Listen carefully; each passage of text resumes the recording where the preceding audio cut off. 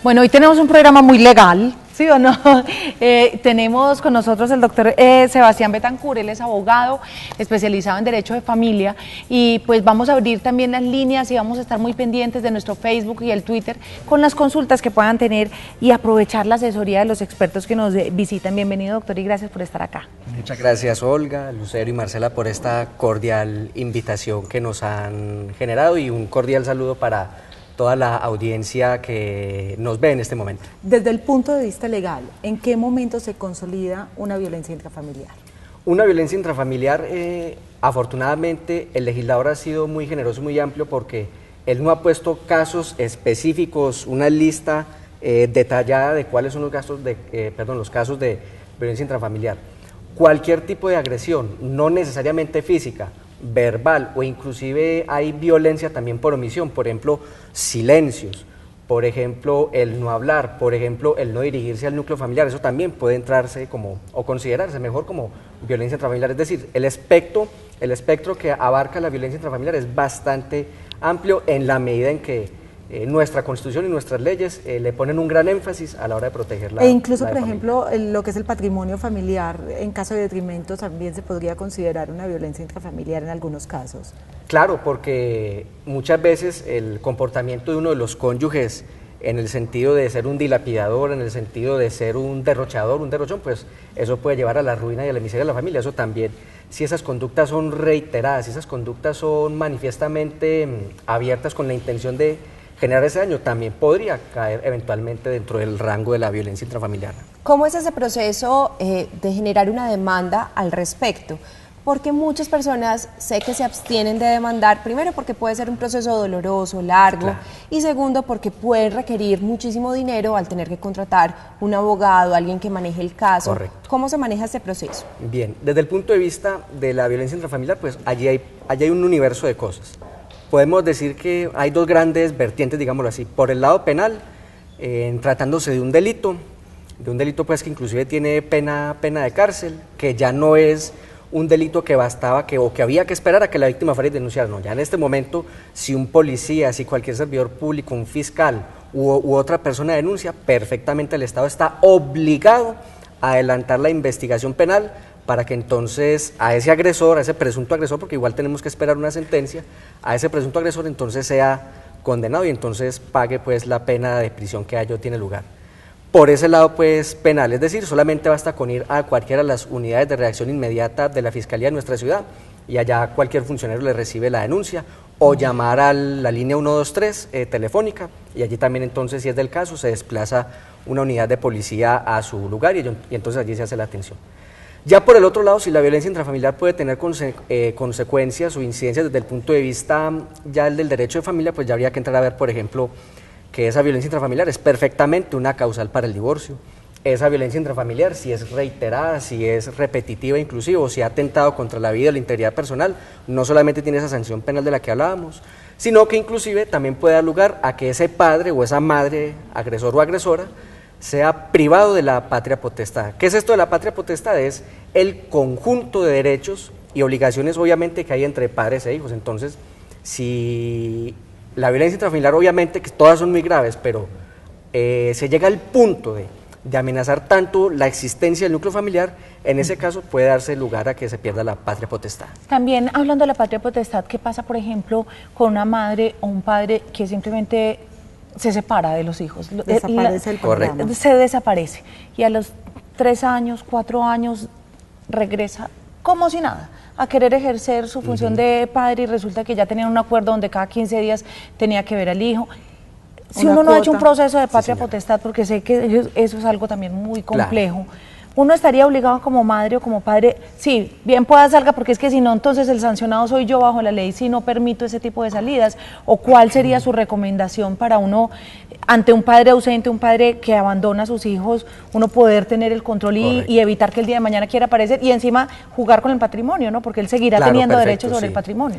Claro, el punto de vista o el caso hipotético que tú nos pones, si hablamos de una separación, un abandono del hogar, al menos de 2 años, pues ese solo abandono de 2 años o más, por sí solo configura una causal de divorcio, que es la separación de cuerpos de hecho. Entonces, el cónyuge o la cónyuge que haya sufrido este abandono, pues puede promover una demanda de divorcio para que entonces allí se definen muchas cosas, los alimentos para los menores, el régimen de visitas o inclusive el tema de la patria potestad también se puede definir que dadas las circunstancias del abandono o de pronto algún otro tipo también de evento en el cual este padre irresponsable pues haya generado un daño a los menores, también se puede pensar allí en la pérdida de la patria potestad, pero por tratarse de algo tan delicado, porque la patria potestad, digámoslo así, es el núcleo, el centro donde gravita todo el ejercicio de la familia, pues es necesario sí que haya una sentencia judicial, es decir, que un juez ordene que a un padre o una madre se le suspenda o se le cancele o se le prive de la patria potestad. Tenemos a Rubí en la línea. Hola, buenas tardes. Buenas tardes. ¿Cómo les va? Bien, muy bien, Rubí. Gracias por tu llamada. Me imagino que tienes inquietud para nuestro invitado. Lo que pasa es que yo me comuniqué, pero ya fue tarde y yo iba a hacer una pregunta muy importante al doctor de las pensiones. Entonces hagamos una cosa, déjala por línea interna que nosotros la tendremos presente entonces para hacérsela cuando venga alguno de nuestros abogados de pensiones y así dejamos la línea abierta para quienes tengan algo también o algún apunte o alguna inquietud del tema de la violencia intrafamiliar. ¿Listo? Muchas gracias por tu llamada, 340-5370, nuestra línea telefónica. La violencia intrafamiliar solamente la puede poner, bueno, ya decías, puede ser un vecino, puede ser algo. Correcto. Sí. Pero no solamente es, hay veces entre cónyuges, hay veces entre hijos hacia los padres también. Totalmente, sí, de hijos hacia padres o en sentido contrario también, o por ejemplo hacia los suegros o hacia algún hermano, donde se afecte ese núcleo familiar, perfectamente pues cabe allí alguna denuncia sobre lo que tenga que ver con la violencia intrafamiliar. ¿Qué pasa cuando se pone una denuncia? Porque comprobar que hay maltrato físico puede ser fácil. Relativamente fácil. Sí. Relativamente fácil, porque hay unos que son sagaces y lo hacen sin que se note. Sí, porque hay ciertas lesiones que no pueden dejar marcas externas. Exactamente. Pero ¿qué pasa cuando el maltrato no es físico, sino que es psicológico, emocional, con el silencio, en fin? ¿Uno cómo hace para demostrar que eso sí es? Porque es la palabra de él contra la mía. Claro, en ese caso del maltrato emocional, del maltrato pues que se lleva por dentro, porque naturalmente no todas las personas tenemos el mismo umbral de dolor, el mismo umbral de congoja o de zozobra, allí la prueba reina dentro, por ejemplo, de un proceso penal para, digámoslo así, sencillamente meter a la cárcel a alguien por violencia intrafamiliar, la prueba reina indiscutible sería una serie de dictámenes psicológicos y psiquiátricos que se hagan sobre la presunta víctima. Entonces, ya ese experto ya en la psicología le puede dar unos luces que efectivamente sí, ahí, por ejemplo, la víctima incurrió en una depresión o la víctima, me perdonarán pues los psicólogos, la víctima, por ejemplo, se ganó un trastorno bipolar afectivo o algún otro tipo pues de secuelas del orden psicológico. Bueno, usted sabe que ese tema nació por la petición de una televidente.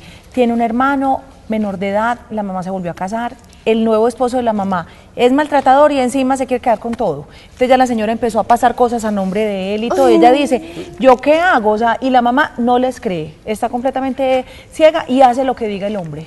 ¿Qué pueden hacer ellos? ¿Ante quién acudir para evitar que él siga dominando toda la situación y se quede con todo lo de la familia? Bueno, hay varias posibilidades. En primer lugar, esta señora se puede dirigir a cualquier comisaría de familia, igualmente a solicitar, por ejemplo, una medida de protección provisional, medida de protección que puede consistir en que se ordene temporalmente la residencia separada de ambos cónyuges. Y la otra opción también que le damos y que es la mejor de todas es indiscutiblemente denunciar ante la Fiscalía en cualquiera de las unidades de reacción inmediata que tiene nuestra ciudad y afortunadamente en nuestra ciudad los fiscales son bastante ágiles a la hora de tratar este tipo de denuncias. Entonces, allí cuando ella presenta su denuncia, pues como se trata de un asunto que es eminentemente familiar, muchas veces casi no hay pruebas porque todos ese tipo de agresiones ocurren dentro de la casa, entonces a veces se vuelve un poquito complicado llevar testigos. Pero da miedo denunciar también y el solo miedo, para que no tomen represalias. No, el primer llamado, la primera invitación que le hacemos a ella es que no tenga miedo en denunciar. Si es del caso, la Fiscalía le puede recibir en términos de total reserva su denuncia, aunque de todas formas hay que llamar a las dos partes, a la denunciante y al denunciado, para que se sienten y con el fiscal traten de conciliar. Pero ella sí tiene algún derecho ahí, porque igual, por ejemplo, la mamá es la dueña de la casa, del carro, de la finca, no sé, estoy poniendo pues un ejemplo. Y si la mamá quiere regalársela al novio, ¿ella está en derecho de hacerlo o está entrando en algún delito por dejar sin patrimonio a sus hijos. Pero ahí estaría que fuera de la mamá, porque otra sería que es que era del primer marido y de pronto enviudó o algo y eran patrimonio familiar. Entonces, herencia. Sí, también puede ser. Podemos dejarlos en puntos suspensivos, que Gloria está en perfecto. la línea. Gloria, hola, ¿cómo estás? Hola, buenas tardes. ¿Qué más? ¿Cómo está? Muy bien, bienvenida a las 3, gracias. Gracias, muy amable. ¿Cuál es tu pregunta para el doctor Sebastián? Hágame un favor, es sobre mi yerno. Mi hija se separó del esposo, ella tiene 3 niños, un niño de 6 años y unas mellizas de 4 añitos. Ante la juez, la juez les dijo que tenía que pasar cierta cantidad de plata. Ella pues se hizo el moribundo, que estaba sin trabajo, etcétera, etcétera, porque él es independiente, entonces dijo que no podía dar sino 500.000 pesos por sus 3 hijos. Entonces lo que pasa es que, por ejemplo, estamos ya en junio y no ha dado todavía la plata de mayo. Entonces, mi hija, ¿qué puede hacer para que él cumpla con ese requisito y no le tome tanto el pelo porque ya se le vuelve un lío la cuestión económica, porque tiene que pagarle el colegio a los 3 niños y etcétera, etcétera? 500.000 pesos realmente para 3 niños en crecimiento, en alimentación y todo eso no es nada. No entendí uno cómo puede haber hombres tan descarados, sinceramente. Es que hay unos que hasta se salen del trabajo o trabajar independientes para que no les... pues, unos, a los muchos. hijos. Desafortunadamente sí, eso es muy común en nuestro medio. Bueno, muchas gracias a la telespectadora por su amable pregunta. Su caso es el típico incumplimiento de cuota alimentaria, es decir, ya a través de un juez se fijó ya con toda certeza a cuánto asciende la cuota de alimentos que hay. Frente a cómo hacerlo cumplir, pues usted tiene 2 posibilidades. La primera es con esa sentencia que usted se sacó de ese juzgado, entonces promover una demanda ejecutiva para cobrarle esas cuotas de alimentos adeudadas, y en esa demanda ejecutiva usted, por ejemplo, le puede embargar salarios si tiene salarios, bienes, vehículos, propiedades y demás. Y otra cosa que desde mi experiencia profesional ha servido bastante es ponerle a este estimado personaje una denuncia por inasistencia alimentaria, porque ya esta es la única deuda económica que en nuestra ley da lugar a una sanción penal, una prisión. Entonces, con esas 2 herramientas jurídicas usted perfectamente puede lograr que el alimentante se ponga pues al día con sus alimentos. Pero ahí también hay que ser serios, no nos digamos mentiras. Hay muchas mujeres que a última hora se arrepienten y hacen absolutamente de todo, y cuando ya ven que sí, el hombre puede ir a la cárcel por esa inasistencia, se arrepientan. Ay, pobrecito, ¿cómo le hago esto? Y a él cómo no le da pesar dejar a sus hijos con hambre o con necesidades. Entonces también hay que ser como coherentes y saber que las consecuencias se tienen que, correcto, sí, que no llevar se puede, hasta... no se puede denunciar sin fundamento. Y en el caso, por ejemplo, de que la demanda, de que esta cuota alimentaria la habían puesto en 500.000 pesos, él no está cumpliendo, y se sabe que el sujeto en mención, que él le dice, el estimado, pero yo le digo el descarado, a la señorita Laura, no lo está cumpliendo, pero tiene como, pues también puede uno pedir una revisión de los alimentos. No, por supuesto, y si cambian las circunstancias de tiempo, modo y lugar que dieron lugar a que esa cuota quedara en 500.000 pesos, pero hoy en día ya la niña o el niño está estudiando en un colegio más costoso, en fin, sus gastos aumentan, obviamente esa cuota de 500.000 pesos se puede revisar en cualquier momento, así como también él tiene el derecho correlativo de disminuir. Y rápidamente, doctor, la respuesta a la pregunta que le había hecho: ¿sí tienen derecho los hijos a esos bienes que pertenecen a la madre o al padre? Pues mientras la madre pues esté viva, pues ella es dueña de esos bienes, ella puede disponer de ellos como a bien tenga.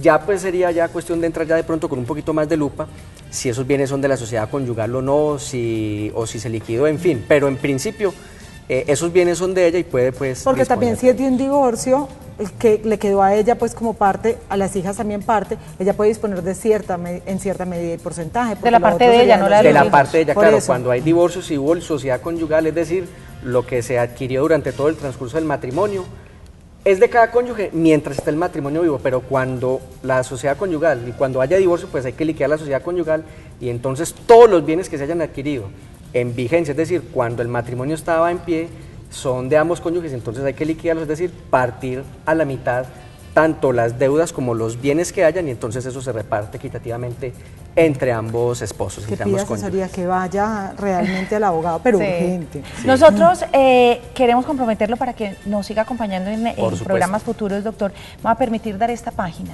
Adelante. Porque muy pronto les vamos a dar a conocer acerca de un servicio que uno a través de internet puede preguntar, hacer correcto. consultas, y un grupo de abogados especializados en distintas áreas van a ayudarnos a resolver casos legales. Si quieren más información pueden entrar a www.123abogados.com. 123 es el un número. servicio exacto que existe y que está ahí para todos. Muchas gracias, doctor. Muchas por estar gracias a con ustedes, nosotros. gracias por su invitación.